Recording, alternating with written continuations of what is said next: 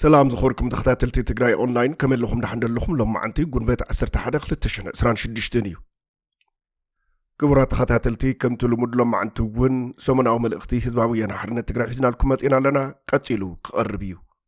سومنا أومل اختي هو حاد حزباوي منقستنا نعوة النت مختنا بأستات كلتنت بشمونت مليون حزبي زتمرت ان وكلنا حزب تقراي زحزن بيت مخري منقست تقراي كاب 27 مازيا 2018 ዓመተ ምህረት ዕላዊ ስሩሑ ጀሚሩ ኣሎ ፈላሚ ጉባኤኡ በመካየድ ውን ፕሬዚደንት አፈ ጉባኤን ምክትል አፈ ጉባኤን በመምራጽ ዝተፈላላዩ ውሳነታት በመሕላፍን ሞሽን በመጽዳቅን በዓወት ተዛዚሞሎ ቤት ምክር መንግስት ትግራይ ንስምምዕ ፕሪቶሪያ ሲዒቡ መእንተ ሰላም ተወንዚፉ ዝጸንሐ እዩ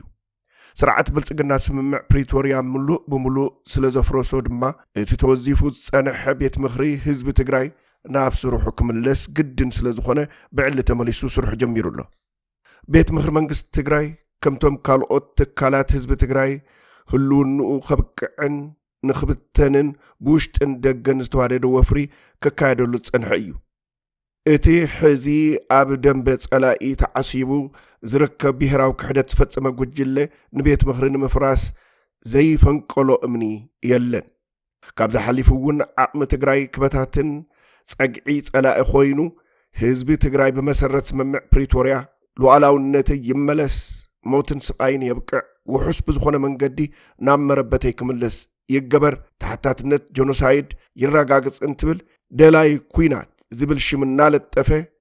አፍ ሉጓም ክብል እይጸኒሑ እዚ ድማ ነቲ ህዝቢ ትግራይ ከም ህዝቢ ንምጽናት ብትልሚ ዝሰርሕ ዘሎ ስርዓት ብልጽግና ምቹ ኩነታት ዝፈጠረን ኩነታት ህዝቢ ትግራይ ድማ ካብ ዝገደደ ናብ ዝበኣሰ ዘንቁልቁለሉ ባይታ ፈጢሩ ጸኒሑ እዩ ሻድሻይ ዘመን ሻድሻይ ስሩዕ ጉባኤ ቤት ምክሪ መንግስት ትግራይ ንምዕንቃፍ የኽእሉ እዮም ዝተባህሉ ኩሎም መንገድታት ካብ ውሽጥን ደገን ብዝተዋደደ መንገዲ ተፈቲኖም እዮም ኣብ ድርኡ ህዝብናን ኣባላት ቤት ምክርናን ንምርዓድ ተተኳሲ ክፍጀር ተገይሩ ድሮናት ስርዓት ብልጽግና ኣብ ሰማያት መቐለ ክዝምብያ ዝቐነያ ኮይነን እቲ ጉባኤ ዝካየደሉ ሰዓት ድማ ነፋሪት ውግእ ብምልኣኽ ከተዓናቅፎ ፈቲኑ እዩ እንተኾነ ግን ኣባላት እቲ ቤት ምክሪ ይኹን መሪሕነትና መስዋዕቲ ዝኽፈል እንተኾይኑ እውን ንመሰል ዓርሰ ውሳነ ህዝቢ ትግራይ ዝኽፈል መስዋዕቲ እዩ ብምባል ኣብ ክውስንዎም ዝሓዝዎም ኣጀንዳታት ዘትዮም ጉባኤኦም ብዓወት ዛዚሞም እዮም ፕሬዚደንት መንግስት ትግራይ ፈጻሚ ኣካል መዲቡ እናሰርሐ ክጸንሕ ቤት ምክሪ ብዝሃቦ ሓላፍነት መሰረት እውን ፈላሚ ኣኼባ ካቢኔ ብምግባር ዕላዊ ስሩሑ ጀሚሩ እዩ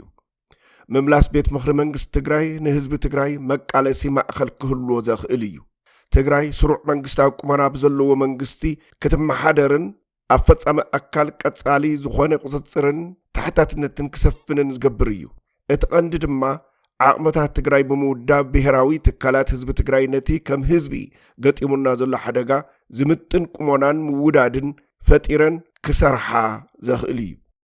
ብሓፈሻ ድማ እቲ ብዝተዋደደ መንገዲ ክብተን ክስርሕሉ ዝጸንሐ ዓቕምታት ትግራይ ክእከብ ንዝመፁ ብድሆታት ክምክት ዘኽእል ዓቕሚ ዝፈጥር እዩ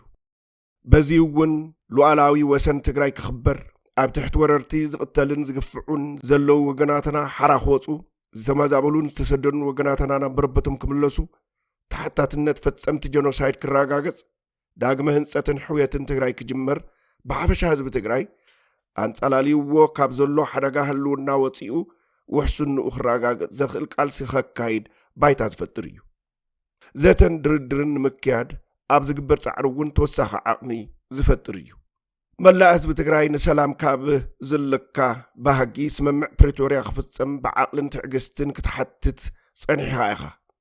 እንተኾነ ግን ስርዓት ብልጽግና ነቲ ስምምዕ ከም ካሊእ መልክዕ ጀኖሳይድ እናተጠቐመሉ ብምጽናሕ ሕዚ ድማ ጠቕሊሉ ኣፍሪስዎ ኣሎ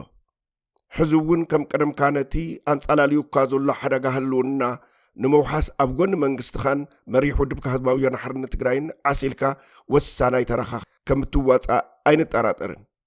ነቶም ዓቕሚ ፈጢርካ ካብ ሓደጋ ከይትወፅእ ብቐጻሊ ኣብ ሓድነትካን ውዳበታትካን ትኹረት ብምግባር ዝግበሩ ዘለው ናይ ውሽጥን ደገን ወፍረታት ካብ ዝኾነ ይኹን እዋን ንላዕሊ بمقلاس نت زي ترف عوتكا زقالات افقال سختقبر يقبأ مملاس توزيفو زيصن حبيت مخر منغست تግራይ ምስ ኩናቱን ወረ ኩናትን ፍጹም ዘተኣሳስር የብሉን ህዝቢ ትግራይን መሪሕ ውድብ ህወሓትን ሕዝውን ቁዋሞም ኩሎም ኣፈላላያት ብዘተን ድርድርን ክፍትሑ ኣለዎም ዝብል እዩ ካብዛ ሓሊፉ ብህዝቢ ዝተመረፀ መንግስቲ ናብ ስሩሑ ምምላስ ብዝኾነ ይኹን መልክዕ መንቀለ ኩናት እዩ ኢልና ከም ዘይነኣምን በዘጋጣሚ ክንገልጽ ንደሊ ህዝባዊ መንግስትና ንመኸተና ዘልዓለማዊ ክብርን ሞገስን ንስዋዕትና ህዝባዊ ወያነ ሓርነት ትግራይ 3 ጉንበት 2018 ዓመተ ምህረት ክብራት ተኸታተልቲ እቲ ልዕል ኢሉ ዘንበብክልኩም ሰሞናዊ መልእኽቲ ውድብ ህወሓት እዩ ነይሩ ምስቲ ለሙቕነ ዘሎ ህልው ኩነታት ዝተተሓሓዘ እዩ ኣብቲ ዝቕፅል ላይቭ መደብና መፂኹም ክትካፈሉ ብኽብሪ ንዓደምና ሰናይ ጻኒዕት